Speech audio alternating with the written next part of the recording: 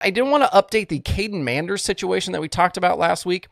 In the aftermath of discussing it on the show, I received a number of messages from folks giving me a bunch more context and details about what happened and what's transpired in the week since. If you didn't watch or listen on the Thursday show, down at Perth Motorplex in Australia, Caden Manders was DQ'd from the October 18th 410 Sprint Car feature, but we have no public details as to why. Some information I was sent alluded to this having to do with the traction control detection device they are using in Australia, and that device supposedly being tampered with. Manders was originally scheduled to start on the pole of that feature, but his car had engine issues during fire-off and he pulled in. I said on Thursday that he ended up not starting the race, but that was incorrect. Manders did eventually get the car to fire after some time in the infield, and he tagged the tail of that field. Later on, during an open red for fuel, is when Manders was actually DQ'd, with officials tossing him for someone tampering with the traction control detection device.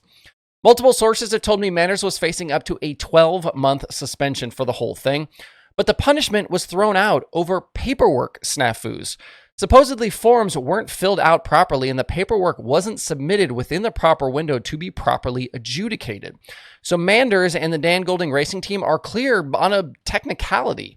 Were they guilty of something larger, or was this just device malfunction and Manders is a victim here? We don't know. But no matter the case, they're free to race with no suspension or penalty incoming. Manders returned to Perth last weekend after initially not even entering and finished third in the 410 feature and won the midget main event.